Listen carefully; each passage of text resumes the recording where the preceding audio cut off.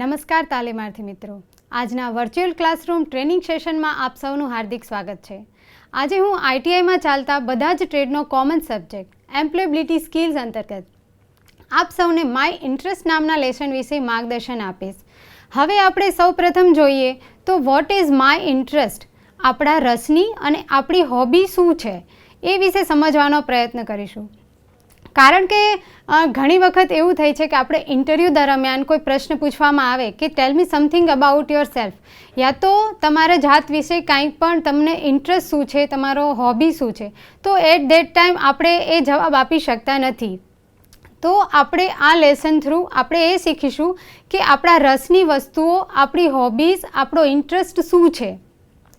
આપણે એક વખત એ આઈડેન્ટિફાઈ કરી શકશું, પછી આપણે આપણો કરિયરનો જે કોઈ પણ પાથ છે એ સિલેક્ટ કરી શકશું.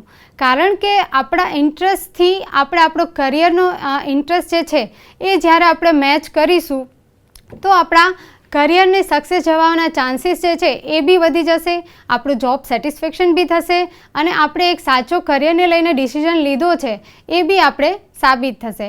તો આપણે જોઈએ કે આપણો ઇન્ટરેસ્ટ કઈ રીતે નક્કી કરી શકીએ છીએ અને એના થ્રુ આપણે આપણો કરિયર ઇન્ટરેસ્ટ કઈ રીતે કનેક્ટ કરી શકીએ છીએ.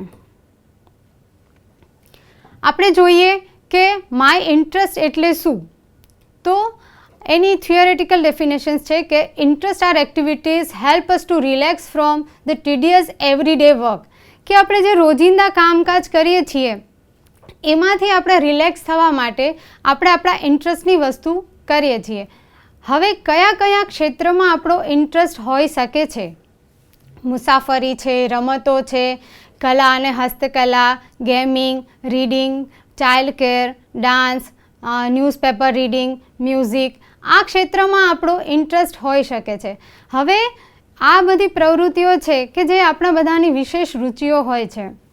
હવે આ પ્રવૃત્તિઓ આપણને કંટાળાજનક જે રોજિંદા કામ હોય છે એમાંથી આપણને એ બહાર નીકળવા માટે યા તો રિફ્રેશ થવા માટે એ આપણને મદદરૂપ થાય છે. તો ઇન્ટરેસ્ટ એ એવી વસ્તુ છે જે વ્યક્તિ ફોલો કરી શકે છે અને કરિયર ઇન્ટરેસ્ટમાં એ ફેરવી શકે છે. હવે આપણે જોઈશું કે વોટ ઇઝ હોબીઝ. પહેલાં આપણે ઇન્ટરેસ્ટ જોયું કે આપણો જે કંઈ પણ રોજિંદા કામ છે એમાંથી આપણે અલગ પ્રકારની પ્રવૃત્તિ કે જેમાંથી આપણે રિફ્રેશ થઈ શકીએ એને ઇન્ટરેસ્ટ કહીએ છીએ. અને ઇન્ટરેસ્ટ છે એ વધારે પડતું આપણે જિજ્ઞાસા વૃત્તિથી આપણે એમાં આગળ વધીએ છીએ. હવે છે hobbies. Hobbies refers two activities that we do in our leisure time, કે આપણા ફ્રી ટાઈમ જે છે એ દરમિયાન આપણે જે એક્ટિવિટી કરીએ છીએ એને હોબીઝ કહીએ છીએ. શોખ એ એવી પ્રવૃત્તિઓ છે કે જે આપણે આપણા નવરાશના સમયમાં કરીએ છીએ. શોખ એ એવી પ્રવૃત્તિઓ પણ છે કે જે આપણને એમાં રુચિ બી હોય છે. જેમ કે આપણું જે રોજિંદા કામ છે એ કમ્પ્લીટ કરી અને આપણને જે કંઈ પણ ટાઈમ મળે છે, બરાબર, એમાં આપણે આપણો શોખમાં વ્યક્ત કરીએ છીએ. સામાન્ય રીતે માનસિક કાર્યમાં સામેલ લોકોને સાયકલ ચલાવવી, રમતો રમવી વગેરે જેવી શારીરિક કસરત ધરાવતા શોખ હોય છે. પરંતુ શારીરિક કાર્યમાં રોકાયેલા લોકોને માનસિક કસરત ધરાવતા શોખ હોય છે. જેમ કે આપણે જોઈએ તો જે લોકો ઓફિસમાં બેસીને 8 કલાક 10 કલાક કામ કરે છે એ લોકોને કસરત કરવી, જીમમાં જવું, એવા લોકો એ જ ટાઈપનો શોખ ધરાવતા હોય છે. અને જે લોકો ફિઝિકલ કામ સાથે જોડાયેલા હોય છે, જેમ કે ખેડૂત છે, એ લોકો આવીને જીમમાં નહીં જશે, એ લોકો આરામ કરશે, બરાબર, વાંચન કરશે. તો એ લોકો રોજની એની જે કંઈ પણ એક્ટિવિટીઝ છે એમાંથી રિફ્રેશ થવા માટે એ ટાઈપની હોબી સિલેક્ટ કરશે કે જેમાંથી એ રિફ્રેશ થઈ શકે. કોઈ સ્પોર્ટ્સમેન છે તો એની રોજિંદા કામ જે છે એ એનું ફિઝિકલ એક્ટિવિટી સાથે જોડાયેલું છે, તો પછી એ વાંચનનો શોખ રાખી શકે છે, મ્યુઝિક સાંભળવાનો શોખ રાખી શકે છે. તો આવી રીતે આપણે જોઈએ તો હોબીઝ અને ઇન્ટરેસ્ટ જે છે એ આપણે ફિઝિકલ એક્ટિવિટી, મતલબ કે ફિઝિકલ અને મેન્ટલ એ બંને વચ્ચેનું આપણે સંતુલન જાળવે છે. શોખ આપણને માનસિક અને શારીરિક પ્રવૃત્તિ વચ્ચેનું સંતુલન જાળવવામાં મદદરૂપ થાય છે. હવે આપણે જોઈએ what is difference between hobbies and interest. શોખ સામાન્ય રીતે આનંદ અને આરામ કરવા માટે આવે છે, જ્યારે રુચિ જિજ્ઞાસા વૃત્તિથી કરવામાં આવે છે. શોખ સામાન્ય રીતે નાણાકીય લાભ આપતા નથી, પરંતુ રુચિઓ વ્યક્તિ માટે આવકનું સાધન બની શકે છે. જેમ કે આપણે જોઈએ તો આપણે કોઈ તમે ઇલેક્ટ્રિશિયન ટ્રેડમાં છો, બરાબર, તો તમારી કોઈ રુચિ જે છે એ ઇલેક્ટ્રિશિયન ટ્રેડમાં છે, તો તમે તમારું સ્ટડી પૂરું થયા પછી એમાં તમે નવું શોધખોળ કરશો. એ તમારો ઇન્ટરેસ્ટનો સબ્જેક્ટ છે. એમાં તમે નવી સર્કિટ બનાવી શકો છો, નવા મોડલ બનાવી શકો છો. તો એ આપણો ઇન્ટરેસ્ટનો સબ્જેક્ટ થયો કે આપણે એમને જિજ્ઞાસા વૃત્તિથી એ ફિલ્ડ પર આપણે આગળ જઈએ છીએ. જ્યારે શોખ જે છે એ આપણે, જેમ કે આપણે ભણીને આવ્યા તો આપણે મૂવી જોઈએ છીએ, કોઈ ગેમ રમીએ છીએ, તો એ આપણે જસ્ટ રિફ્રેશ થવા માટે કામ કરીએ છીએ. તો એમાં આપણો આવકનો સોર્સ બની શકતો નથી. અને ઇન્ટરેસ્ટ જે છે એને આપણે કરિયર ઇન્ટરેસ્ટ બનાવી અને આપણે એને આવકનો સોર્સ બનાવી શકીએ છીએ. નેક્સ્ટ, શોખ એ એવી વસ્તુ છે કે જે આપણે સાથે લાંબા સમય સુધી રહે છે. જ્યારે રુચિઓ આવે છે અને જાય છે અને નવી રુચિઓ ઝડપથી વિકાસ પામે છે. રુચિની તુલનામાં એક શોખ ખૂબ સક્રિય રીતે લેવામાં આવે છે. હવે આપણે જોઈએ તો શોખ જે છે એ આપણે નાના હોઈએ છીએ અને ખૂબ લાંબા સમય સુધી આપણી સાથે રહે છે. કે નાનપણથી આપણને મ્યુઝિકમાં શોખ હોય છે, સ્પોર્ટ્સમાં શોખ હોય છે, તો ગમે તે આપણે ટાઈમ કાઢી અને શોખ માટે આપણે ટાઈમ કાઢી શકીએ છીએ. જ્યારે રુચિ જે છે, ઇન્ટરેસ્ટ તમને શરૂઆતમાં કદાચ તમારા ફ્રેન્ડ્સને લઈને તમે લોકોએ મિકેનિકલ ટ્રેડ ચૂઝ કર્યો, ફિટરનો ટ્રેડ ચૂઝ કર્યો, પણ તમારો ઇન્ટરેસ્ટ કમ્પ્યુટરમાં છે, બરાબર, તો તમારો ઇન્ટરેસ્ટ ચેન્જ થઈ શકે છે અને તમે તમારું ફિલ્ડ ચેન્જ કરી શકો છો. તો એવી રીતે ઇન્ટરેસ્ટ જે છે એ બદલાઈ શકે છે, જ્યારે શોખ સામાન્ય રીતે એક જ રહે છે. જ્યારે કોઈ વ્યક્તિ પોતાના નિયમિત કામમાંથી મુક્તિ લેવા માગે છે અથવા જ્યારે તેની પાસે નવરાશનો સમય હોય છે ત્યારે તે શોખમાં વ્યસ્ત રહે છે. જ્યારે રુચિ એ તમારો કામનો ભાગ જ છે. હવે આપણે જોઈએ તો કયા ટાઈપના આપણને શોખ હોઈ શકે છે અને આપણો ઇન્ટરેસ્ટ કયો હોઈ શકે છે. તો આપણે જોઈએ તો આ શું લખ્યું છે, બરાબર, કયા ટોપિક, મતલબ શેનું નામ છે, તમે જસ્ટ વાંચીને જોઈ શકો છો કે યા તો કહી શકો છો કે આ શું છે આ, બરાબર. જેમ કે giant wheel, drop tower, bumper car, આ શેના નામ લખ્યા છે. આપણે જોઈએ તો એ શું છે, અમ્યુઝમેન્ટ પાર્કની રાઇડ્સ છે કે ઘણાને આવી થ્રિલિંગ રાઇડ્સ છે, એમાં એન્જોય કરવાનો, એમાં ટાઈમ પાસ કરવા માટે એ લોકો જાય છે. તો ઘણા લોકોની આવી હોબીઝ હોય છે કે અલગ અલગ રાઇડમાં બેસવાનો, ટુરિસ્ટ મતલબ મુસાફરી કરવાનો. તો આ એક ટાઈપનો શોખ થયો. કોઈ એવું હશે કે જેને હિસ્ટોરિકલ પ્લેસીસ છે એનો વિઝિટ કરવાનો શોખ હોય છે, યા તો એ કામ કરવા માટેનો એને ઇન્ટરેસ્ટ હોય છે. જેમ કે અલગ અલગ હિસ્ટોરિકલ પ્લેસીસ છે તો તાજમહેલ છે, ગેટવે ઓફ ઇન્ડિયા છે, મરીના બીચ.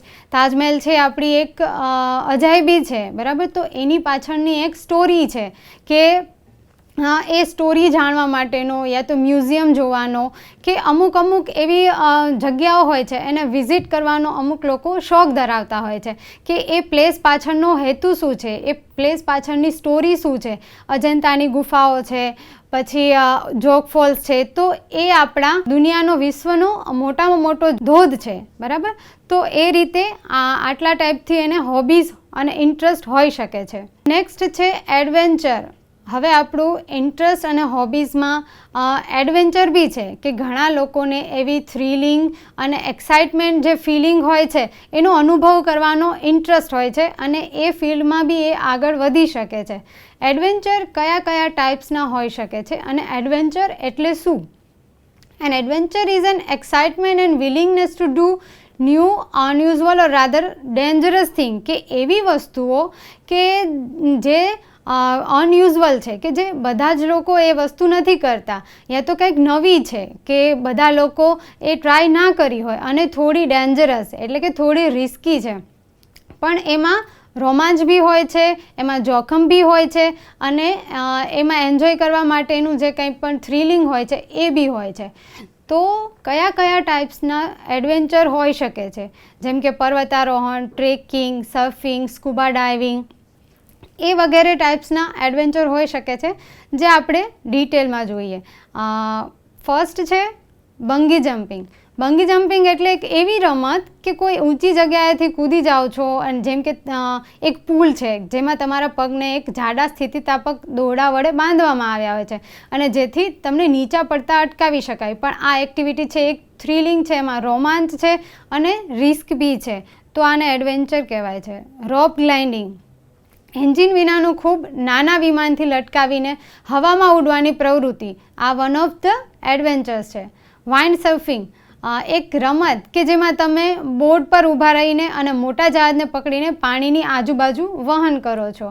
સ્નોર્કેલિંગ સ્નોર્કેલનો ઉપયોગ કરીને તરવાની પ્રવૃત્તિ કે આમાં તમે ઉપરથી દરિયામાં તરી શકો છો. સ્કૂબા ડાઇવિંગ શ્વાસ માટેના અમુક ખાસ સાધનોનો ઉપયોગ કરીને પાણીની અંદર જવાની પ્રવૃત્તિ. ટ્રેકિંગ કે ઘણા લોકોને આનો શોખ હોય છે, પર્વતારોહણ છે, ટ્રેકિંગ છે, એ પગથી મતલબ કે લાંબા અંતર ઊંચા ચઢાણવાળા રસ્તા પર ચાલવાની પ્રવૃત્તિ.